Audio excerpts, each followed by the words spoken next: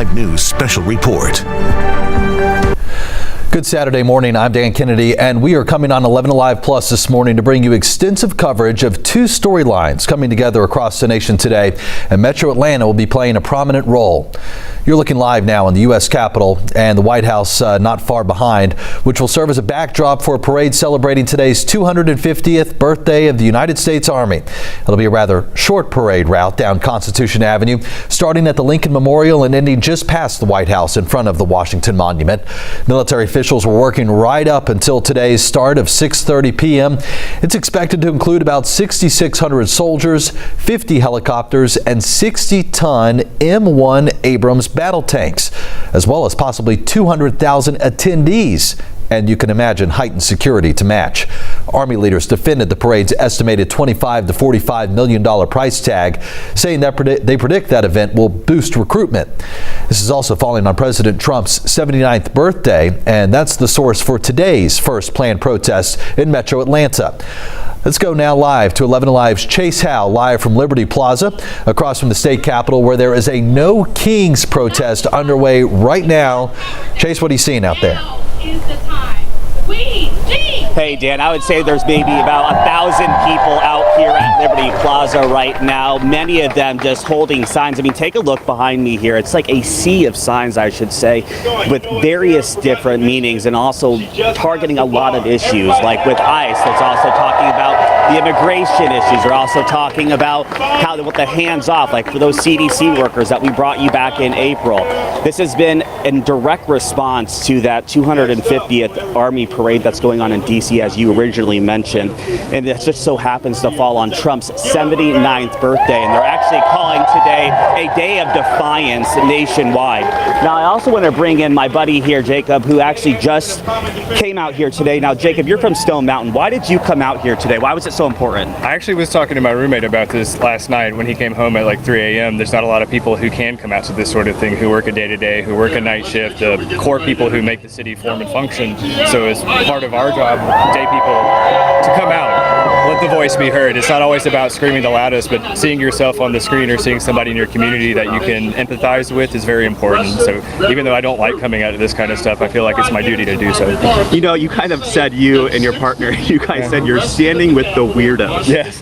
Why do you say that? I think it's just, I want you to define weirdo. So to me what that means, they call them the normies. It's the people who walk out, have a 9 to 5, kind of live their day outside of a lot of other influences. If you have worked a night job, you've worked at a bar, you've worked at a club, you'll see an entire other side of the world that exists while you're sleeping. And those are the people that I call the oddballs. People who have to work a graveyard shift or have to go into the factory in order to make things for us so that we can live our lives, but are probably never going to be heard of outside of their family. That's who I mean by that. You know, and Jacob, I want us to kind of look. I'm going to have you turn around, just face the crowd. When you face the crowd, you know, what do you think when you see all these people out here? A lot of it mixed emotions. You know, it makes me very happy that everybody is out here, but also the fact that we kind of have to be out here is kind of sad. It's a little bit of a melancholic, bittersweet feeling, but I'm very happy and proud to be out here with all my friends. Jacob, thank you so much. I appreciate your time. As you just heard from Jacob, who's from Stone Mountain, he's just one of the, I would say, 1,000 people out here standing up for his freedom of speech. They actually, if I can find it, let me check if it's in my pocket still. Actually, they gave out these freedom of speech rights, and it actually has a QR code that you can scan to see what your First Amendment rights are. These were given out by the ACLU, who's also kind of really focused on this event, who's been really kind of hosting it. Chase, thank you, and we appreciate that live interview there. Can you give us an idea of who is speaking? I hear a speaker clearly. It's a very organized event here. And is it going to be one of those events where there are speakers for the next couple hours? Are we going to hear chants, marches? How do you see this morning playing out for the next couple hours? I want to say this. I want to just make this note, Dan, because I think it's important to say this. How I plan on this day going is peaceful. That's the key word here. This is a peaceful protest, and they don't want any sort of violence to break out at all. And as you can hear, I want you to take a listen. Hold on. They were just chanting something. I couldn't make it out. And you asked who was speaking. I'm not too sure right now, as I was just interviewing my friend Jacob from Stone Mountain.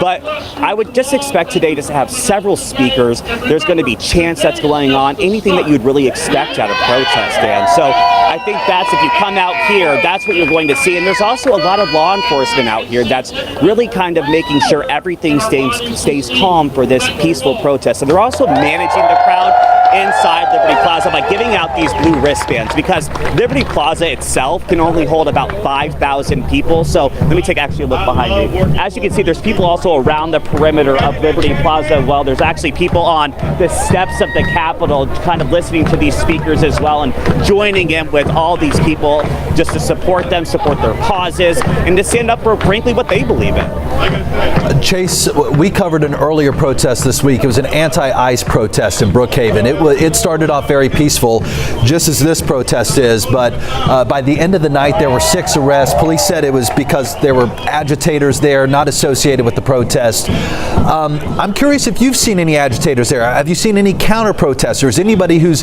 disagreeing with the message, any reason to think there could be any trouble at all later today?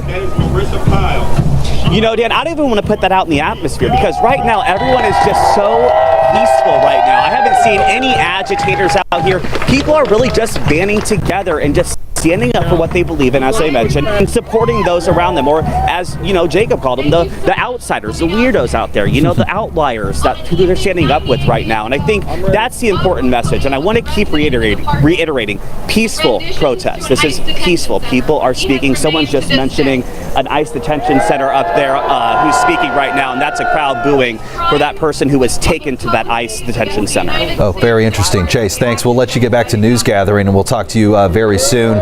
Folks exercising their First Amendment rights there on Liberty Plaza this morning in Atlanta. Protests in Washington were already starting to take place yesterday. In fact, we have some new video posted to social media. It shows a group of protesters busting through a fence barricade and running to the steps of Capitol Hill. This was organized by veterans opposing the upcoming U.S. Army anniversary parade, as we told you, happening a little later today. Well, is it a show of force or a show of waste? A new NBC News poll from the Decision Desk sheds light on how Americans are feeling about the use of taxpayer dollars for a military parade. The response is loud and clear. The question asked American adults whether they support using government funds for a military parade, and the result? A clear majority, 64%, say they oppose the idea.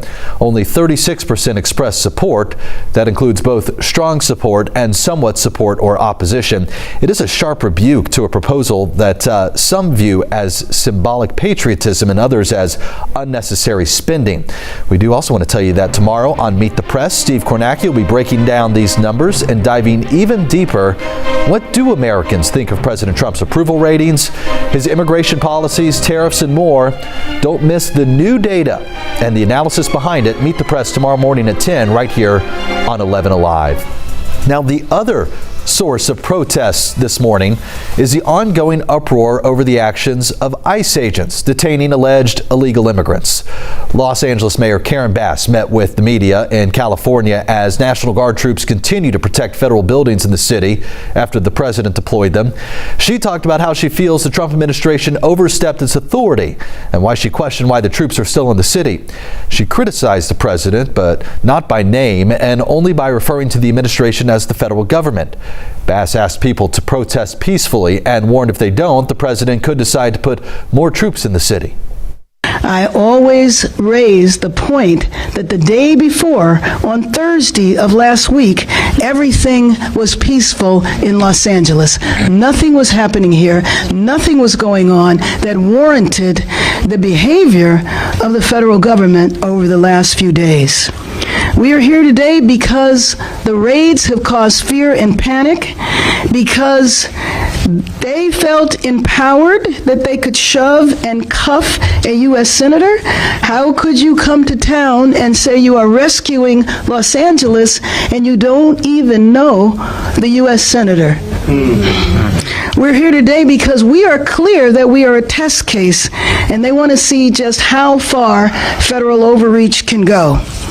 Can the federal government come in and seize power from a state and from a local jurisdiction? How much will the American people put up with? How much will Californians put up with? How much will Angelenos put up with? How much will people from all of the other 88 cities in our county put up with? And we're here to tell you that we're not going to put up with it.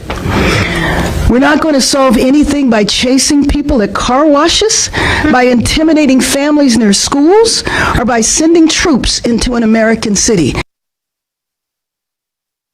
Hour and 40 minutes from now, there is another anti-ICE protest planned for today in Metro Atlanta along Chamblee-Tucker Road, and officials hoping that event is not a repeat of the gathering earlier this week in Brookhaven. 11 Alive's Angelina Salcido joins us now. Angelina, you spent quite some time covering that event in Brookhaven earlier this week, and I know you've covered protests in the past. So what stood out to you about that demonstration in Brookhaven earlier this week? You know, Dan, it was interesting because these protests, or that demonstration, really is stemming off of what's happening in Los Angeles, which we can see.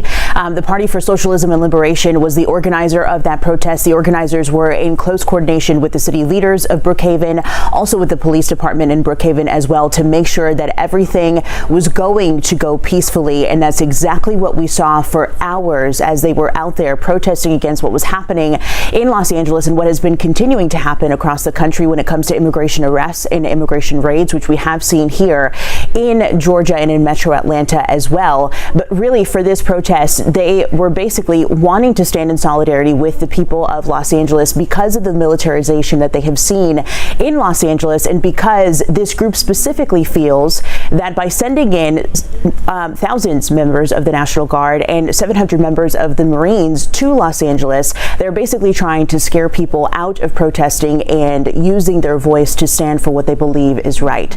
So basically, they chose to protest for several hours. We did see different agitators, which is what police said towards the end, come out, and basically the protest took a turn after that. They had a deadline of 9:30, which is when they were supposed to end. The organizers at that time told everybody, thank you so much for coming out. We really appreciate you guys being here, for choosing to exercise your right, your First Amendment right to voice your opinion, to stand in solidarity with people that believe the same thing that you believe.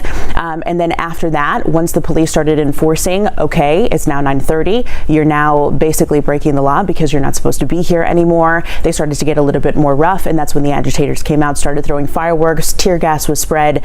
We saw some vandalization of the police patrol troopers. I believe 3 of them were damaged. They had their windshields broken in. A wooden stake was thrown through one of them as well. And we saw some officers get confronted by those agitators as well. 6 arrests were made that night.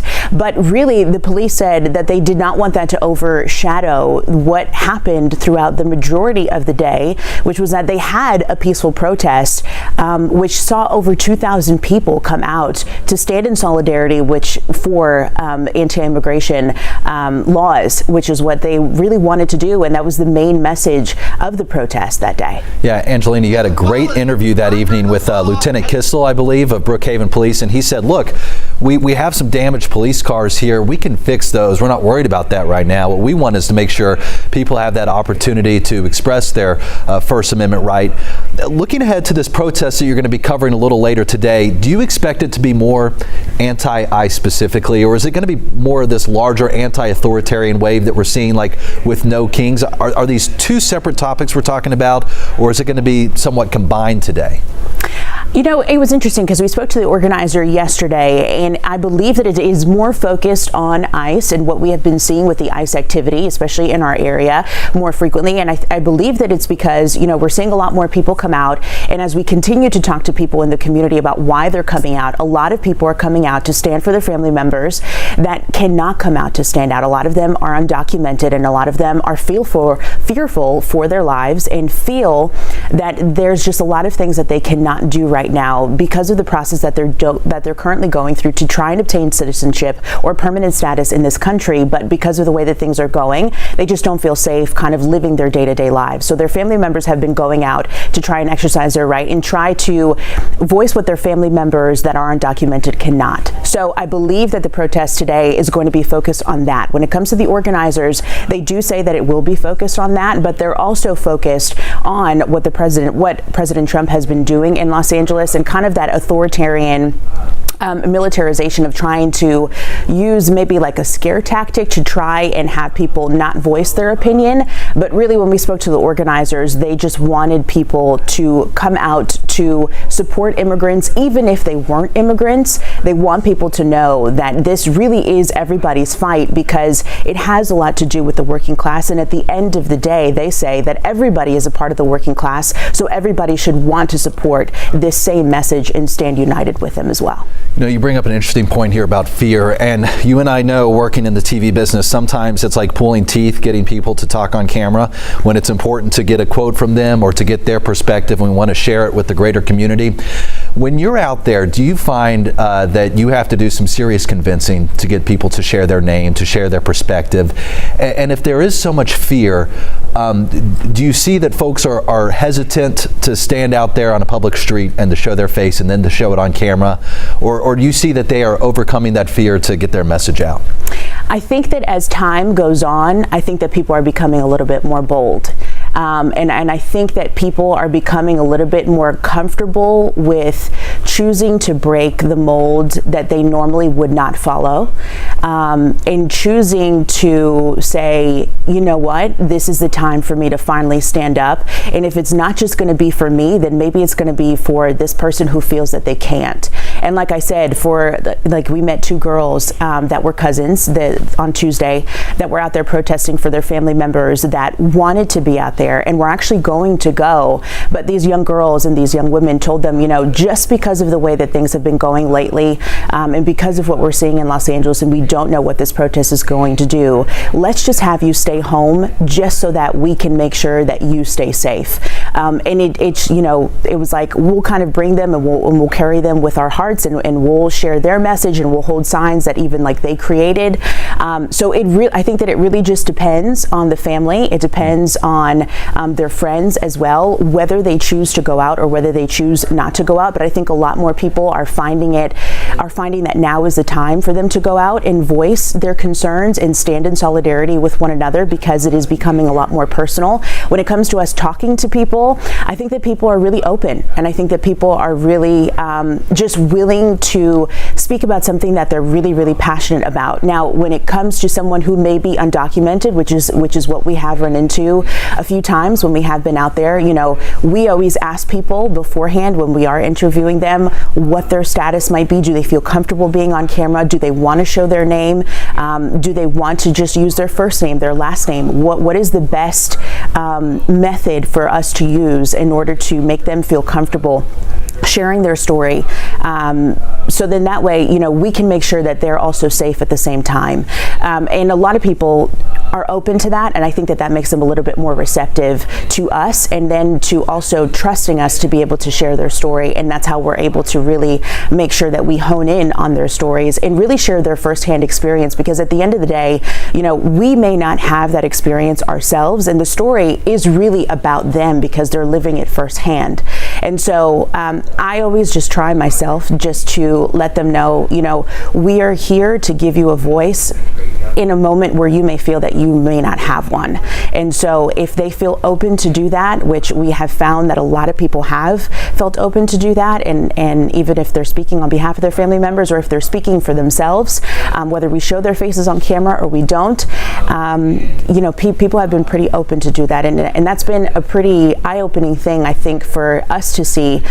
Even people that speak in Spanish, you know, I speak Spanish just because I am Latina, and so I've had a lot of interesting conversations with people in our community that are Latino, just about their feelings surrounding this issue and about how they've been feeling kind of navigating the last several months, and especially as we've seen ICE activity ramp up here in our own community, and how things have changed.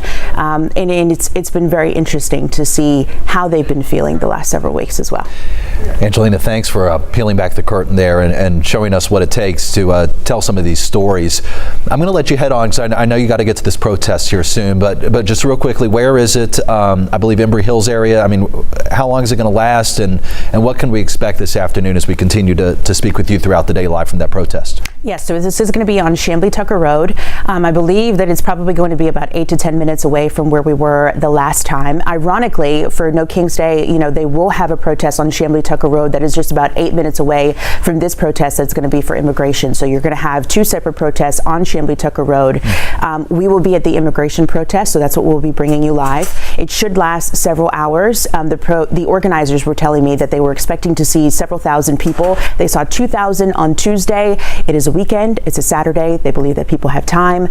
So we'll just see what that turnout looks like, and we'll of course bring you the live images from there as well. Thank you, Angelina. We'll be watching for rain potentially a little later in the forecast today as well.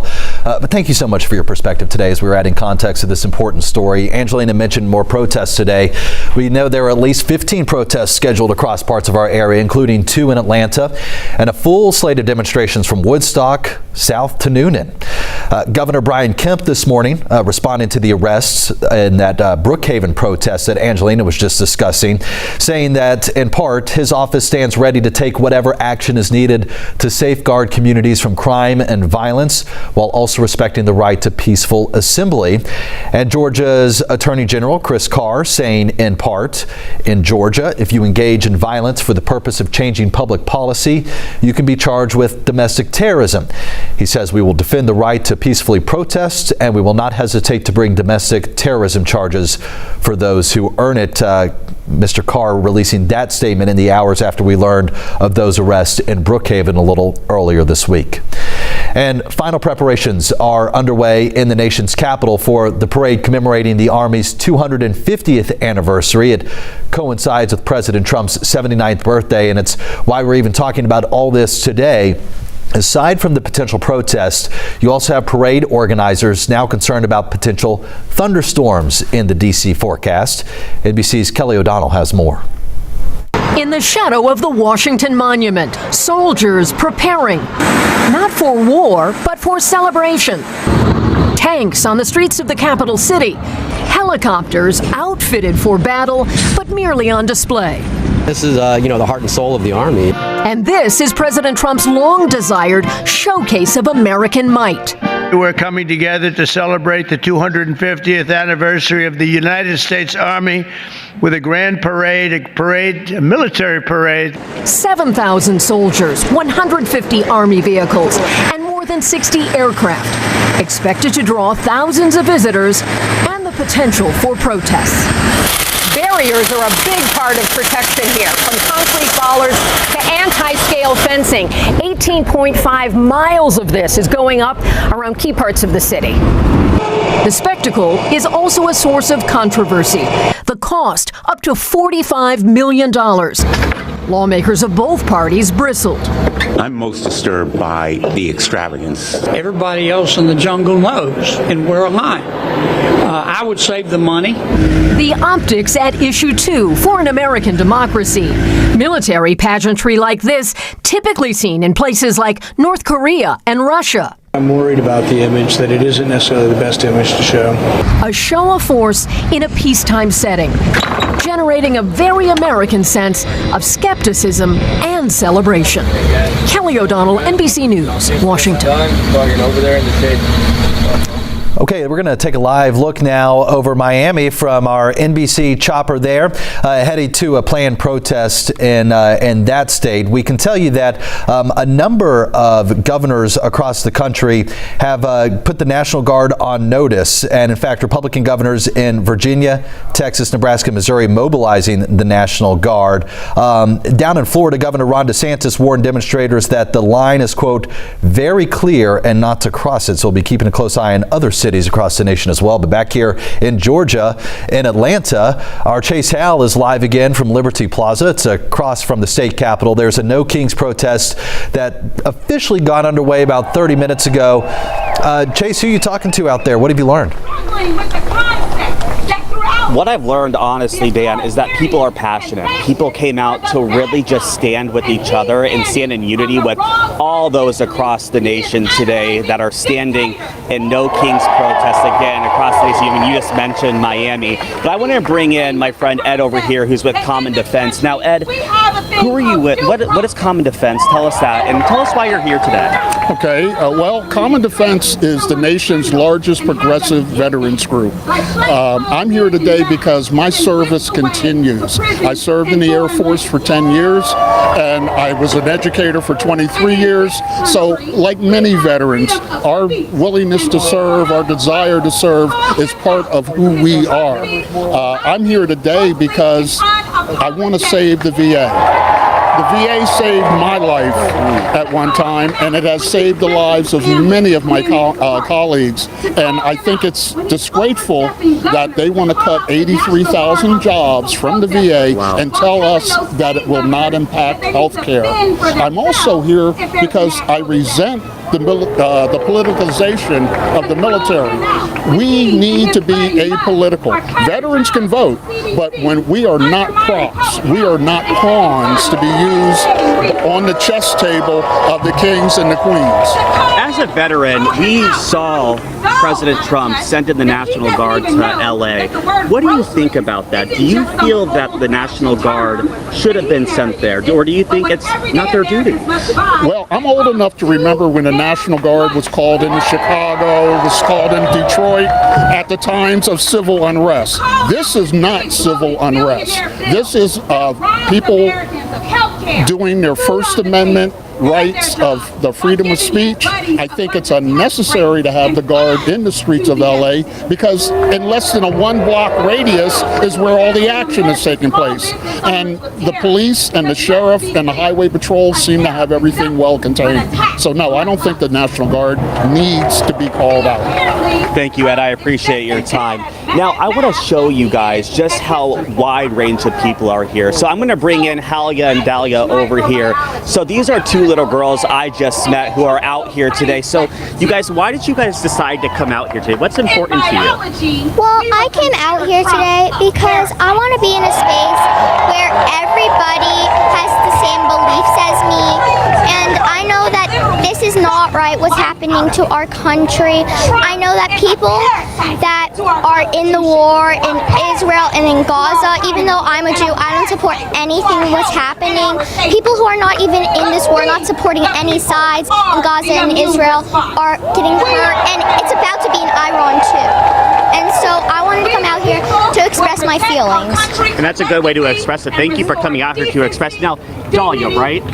So why did you, what's important to you? I came out here because I don't support what's happening in America, and even though I'm a kid and a Jew, even though I'm a Jew, I don't like that Trump is giving Israel all these guns and weapons to kill the people in Gaza, because there are also kids in Gaza and they deserve to live. So you guys just want to see people just get along, really? Yes. You think it's just, hey, you get along with your friends, you have differences, is that right? Yeah, and we love Israelis, we love Palestinians.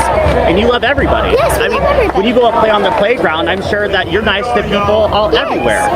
We play everywhere. More People's Campaign, give it up. We think that, we both think that deep down everybody is created equal, and that we know that people need to be treated the same, and they should not be getting killed, hurt in regular places, and it's because of their government, not themselves physically, just the government. That was really great. Thank you guys so much for talking to me. I really appreciate it. I mean, wise words from two little girls right there. I mean, it's just simple. If you take it down to a kid level, you heard her. She thinks everybody should just be treated equal, even besides your differences. Just treat each other with respect and love, and that's what they're saying, and that's what many of the people are saying here. How old are you guys? I am 10 years old. 10? A 10-year-old and an 8-year-old. They have it figured out here. Just treat people with respect despite your differences. That's how simple it is. If the kids can understand it, so can adults. You hear what I'm saying, Dan? You just had a baby. I'm sure, you know, this is two girls we should look up to, you know? message that truly transcends politics. Chase, thank you for that great perspective. I mean, I do have an almost 3-year-old at home, and we're trying to teach, the playground manners and be nice, and sometimes it's just as simple as that, as well told by those 2 young girls. Are you seeing a lot of young families out there like that? Is it more like longtime protesters, more adults? Honestly, it's everybody. It's everybody. Young, older, black, white, Asian. It's everybody's here. That's the thing. It's just such a big melting pot of people coming together, gathering peacefully, voicing their opinions, and no violence. Nothing is happening, and that's how it should be. This is exactly what people want to see. It's just gathering. We have speakers up there. You hear cheers. You hear chanting. This is just people really just coming together, just to stand up for what they believe in. And Angelina mentioned something earlier, and I shot her a text because I thought it was really impactful. She said, people are breaking the mold. She's completely right. As we heard from Jacob earlier, he said he came out here today because it was important to him, and he doesn't like coming out to this. He doesn't like these things, but he decided that it's his duty to stick up for people who can. I think Angelina, that word, breaking the mold, put it together, really just simplified the message here. And I think it's so important, and now more than ever, that we cover those voices that often hide in the dark. And as you mentioned, Dan, working in TV, it is hard to get people to talk about difficult topics, but we've seen so many people come out the last few weeks, really. I mean, back in April at the No Hands rally, 30,000 people were here at Liberty Plaza. I mean, it's incredible when you really think about how many people come out to really just speak their truth and stand up for people they might not even ever meet in person. Obviously, this is the No Kings rally, anti-authoritarianism message out there today. But are you hearing other messages out there being delivered? What are they? And is there any reference to local Georgia politics, or is this more about what we're seeing on the national stage right now? 4.5. Let's take a look together. I mean, if we look into this crowd, there's a variety of different messages being said. I mean, you have a person holding up a black shirt that says "Let Gaza live." You have another people that says "Keep your hands off our rights." You have another sign that says "Fight hate, fight misinformation." I mean, there's so many different messages out here. Although this is the No Kings protest, there's so much going on. There's so many messages being told right now out here, whether it be immigration, whether it be about the parade that's going on in D.C. I mean, they called it the No Kings protest as a day of nationwide defiance. You have a person that says, "Love your neighbor," with a gay pride flag. As we know, this is Pride Month. And you heard from Ed earlier, he's talking about cuts to the VA and wanting to protect the veterans. This is really just kind of an all-encompassing protest of just people, just whatever it may be, just talking about it and just kind of standing up for what they believe in. Dan, I think it's incredible. Yeah, and I want to talk about crowd control down there as well. I mean, I know you mentioned you were at that earlier protest months ago at the same location, and tens of thousands of people were there. I mean, 30,000. 30,000. So similar crowd size today. Where is everybody parking? I mean, what's the traffic situation if people are trying to get downtown today? And about what time is this thing going to wrap up, or is this just going indefinitely all day? A lot of great questions. Let's start with crowd control here. So crowd control, they're doing that by having these blue bracelets right here. So what it's doing is basically saying you can get in and get out with these bracelets because only 5,000 people can be inside Liberty Plaza, right? But there's also people outside of this little bubble here. You can see people, I don't know if our camera will be able to show that, but there's actually people sitting on the Capitol steps right now holding signs in solidarity with the people inside Liberty Plaza. And honestly, Dan, I can't really tell you about the traffic because I've been stuck in this bubble since about 8 o'clock this morning, so I can't give you an idea, but I do understand our security guard, when he was coming in, he said there was really nowhere to park. So my best advice for people coming to downtown today would just to avoid this area until about noon, because that's when everything's going to get out, as you asked. So this goes from 10 till noon. So if you plan on coming to downtown at all, I would avoid this area until after that. But I believe Angelina is going to be going to the protest that's going to be held on 17th Street at noon. So protests are going to be kind of popping up all over the downtown area. So just be mindful as you head out that way. I mean, maybe take a MARTA. I just wouldn't necessarily drive down here today. I would just really kind of avoid that. Otherwise, you're going to have to be taking detours after detours. So, I mean, I just personally wouldn't want to sit in traffic either. I'm sure you wouldn't either, Dan, but I just think it would be best to avoid this downtown area. Yeah, Saturday traffic, normally not an issue around downtown Atlanta. Today might feel more like a Friday, but MARTA, great option, as you mentioned. Hey, Chase, I'm going to let you get back to things in just a minute, but I'm just curious, as far as speakers go, are they just handing the microphone around? Is it more organized? Do they have a set list of speakers? Who all is speaking down there at that event? There's several different people speaking right now. I mean, from the ACLU, there's various, I heard someone, I believe that is part of trans rights. There's various different speakers right now. I can't really pinpoint, as I've been talking to a lot of people, so I'm sure you can imagine it's hard to hear amongst the cheers. But honestly, there's several different speakers. They're not just handing the mic over to any willy-nilly person. They're really just kind of had those organized speakers coming up, talking to individuals. I mean, it's a really organized event, to be honest. I mean, from the very beginning, when I got here around 8 a.m., like I said, there was just various tents for first aid. They have volunteers here that are helping people in and out of the Liberty Plaza area. So it's super, super, super organized. Okay, that's great, Chase. Thanks, and I'm going to let you get back to talking to folks because we'd love to hear more of those live interviews. They've been fantastic all morning long. These protests, by the way, wide-ranging today in Atlanta, across the country, across the state of Georgia. There are dozens. 11 Alive's Doug Richards provides some more context now from DeKalb County. Tuesday night in Brookhaven, a protest against President Trump's immigration policies drew a noteworthy police presence as the event went on well past sunset. It was at that time that we started having agitators within the group, started throwing rocks. Now about 24 protests are expected across Georgia Saturday. The largest may be at Liberty Plaza, across from the state capitol, where organizers are expecting a formidable police presence and, they hope, an absence of trouble. We are patriots, we respect our flag, but we also don't want to have a king ruling over us. Laura Judge says it will be part of a nationwide pushback against the policies of President Trump, particularly at a time when the government is targeting immigrants and, critics say, trampling on the civil liberties of Americans. Because there's been ample advance notice of the event at Liberty Plaza and elsewhere, Judge says she's expecting counter-demonstrators to appear at least some of the events. She says organizers are urging a respectful exchange of views if that happens. Sometimes people are coming to look for a fight, looking to get you agitated, and so if you take away that agitation or the person that they want to fight with, then that immediately de-escalates the moment. And the other source of protest is the ongoing uproar over the actions of ICE agents detaining alleged illegal immigrants. Officials are hoping today's event is not a repeat of the gathering earlier this week in Brookhaven. 11 Alive's Angelina Salcido joining us now. Angelina, you're headed out to that event here shortly. Tell me what we know about today's gathering. Here, we'll let you turn your microphone on, no problem. But she is headed out to this event in Embry Hills area here very soon. Angelina, I believe it starts at noon. So what do we know about this gathering?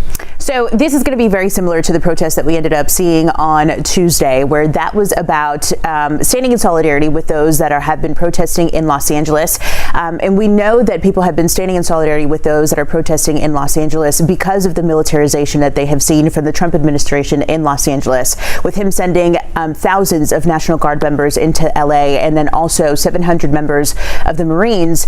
The organizers here wanted to make sure that people had a space for them to voice their concerns about that, but then also stand in solidarity regarding the immigration arrests and immigration raids that they have seen across the country, but also here in our area. We have seen a lot of different people saying that they feel that this issue has become personal to them.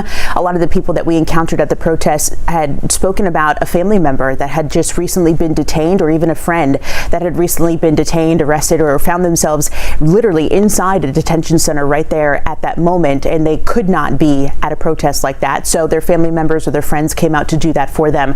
I believe that this event is going to be very similar. It's going to be on Chamblee Tucker Road, and it's going to be happening at 12 p.m.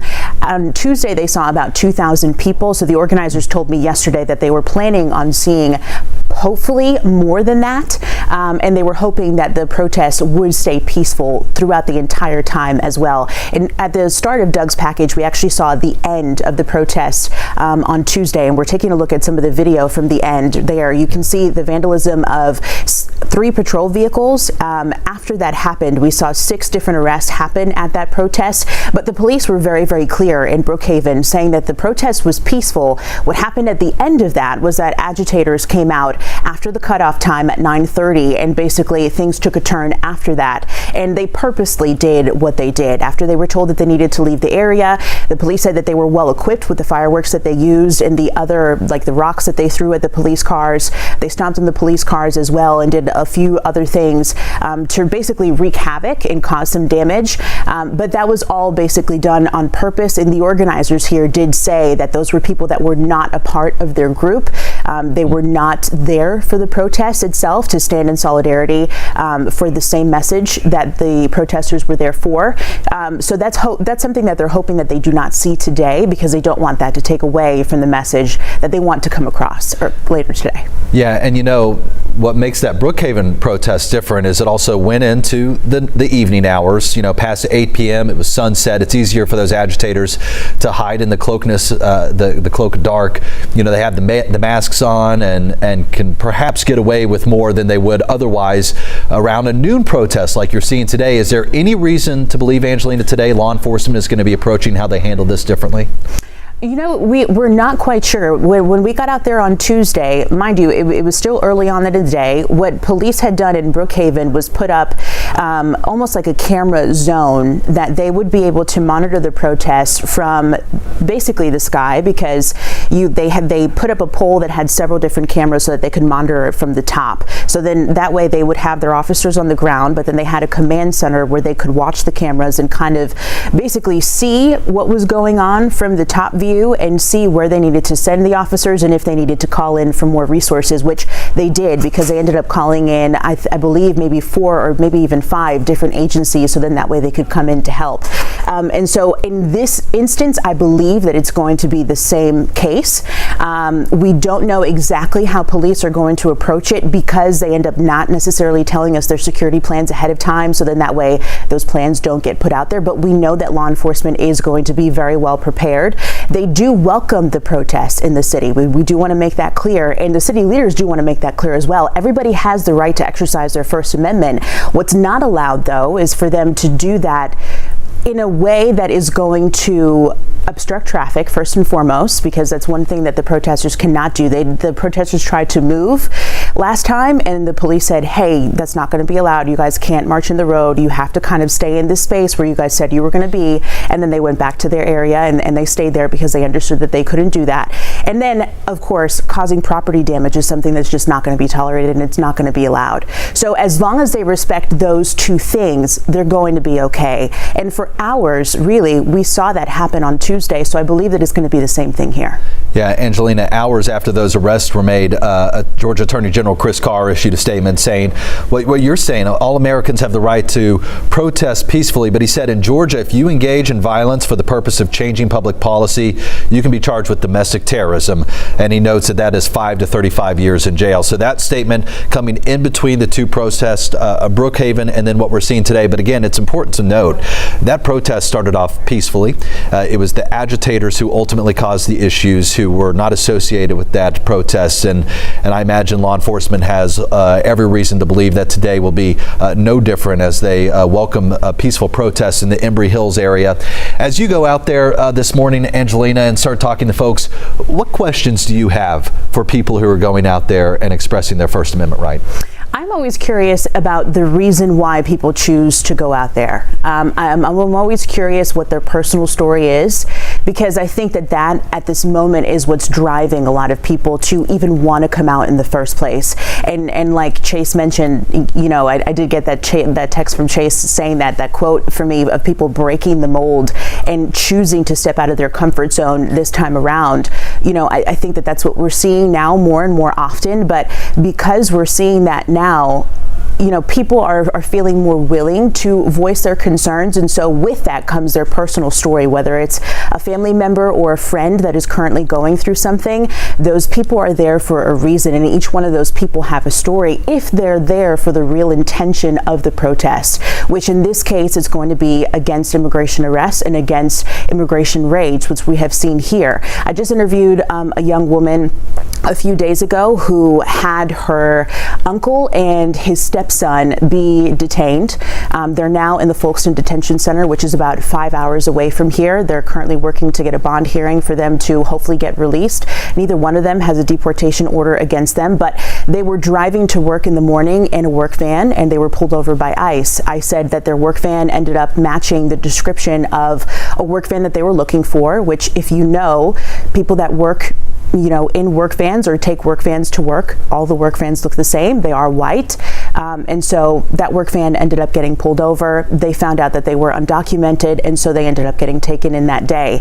That young woman who has been fighting for her family to try and get all of the resources that they may need in order to try and get them out of this detention center, try to get them a fair case, and try to get them a bond hearing and a lawyer on top of that, ended up going out to the protest that happened on Tuesday, and she's going to be at this protest that's happening later on today as well. So hopefully we'll get to touch base with her.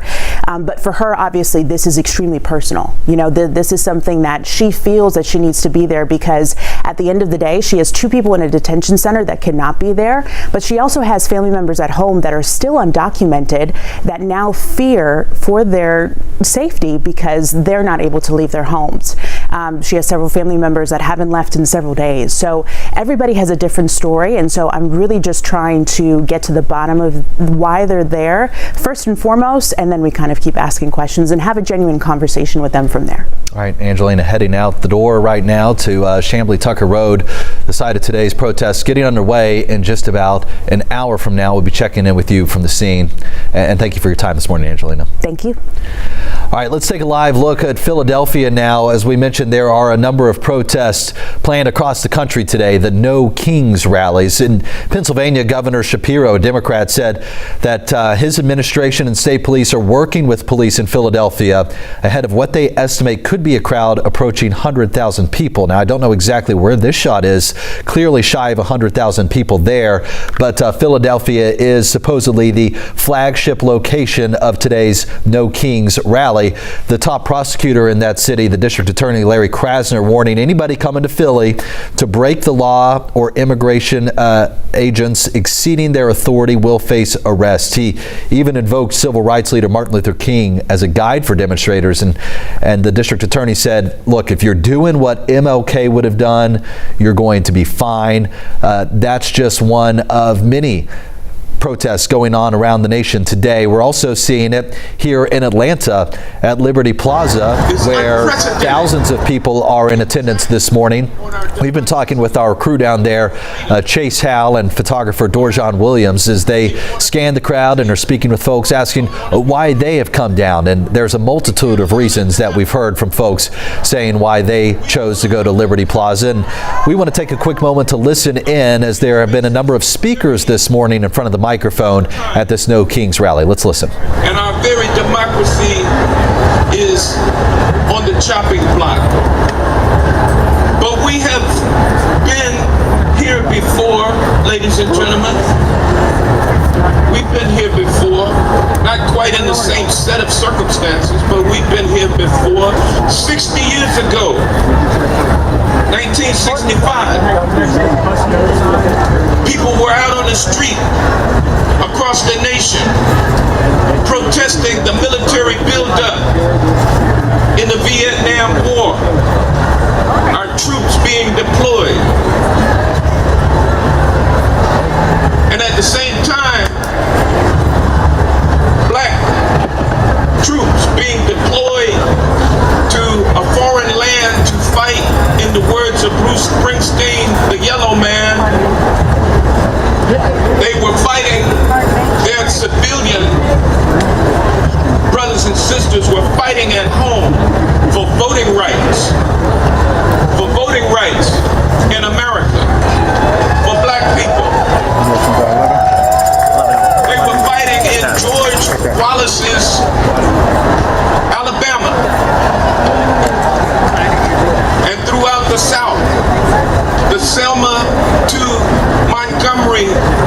march, a peaceful march, met by undisciplined, hostile law enforcement, beaten and attacked with dogs. Our dearly departed brother and colleague, John Lewis, among them. It was a difficult time back then for America. We did not know what would happen, and indeed things got worse. Black people, white people, Jews, coming together for the common good of the nation, supporting voting rights for black people, died, were beaten. It was a nationwide effort, as it is today, to bring democracy to all of the people. We've been here before. How did we respond? We continued marching. We continued rallying like we're doing today. And it was all peaceful. Or it wasn't. We marched peacefully. There were, of course, some agent provocateurs in there stirring stuff up, but we were peaceful. And we sung, "We shall overcome." Who would have thought that facing the danger of 60 years ago, that peaceful protesters singing together, "We shall overcome, and this land is your land, this land is my land." Who would have thought that we would have gotten to this point where we had elected a black president in America? So I'm here to tell you today, ladies and gentlemen, that the threat is real. We must address it. We're doing so today. We're doing so today in Atlanta. We're doing so across the country. We're doing so in Washington, D.C. And by the way, how many of y'all are pulling for rain this evening?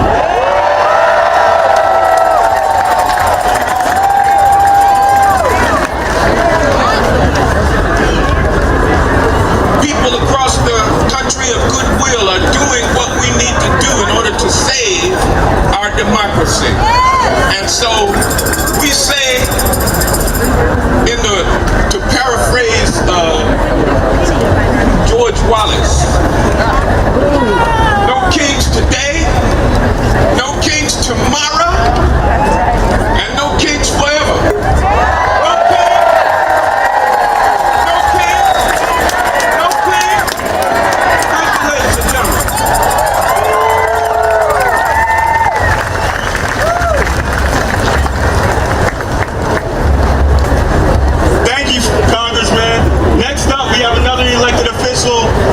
Georgia State Senate, Josh McClure.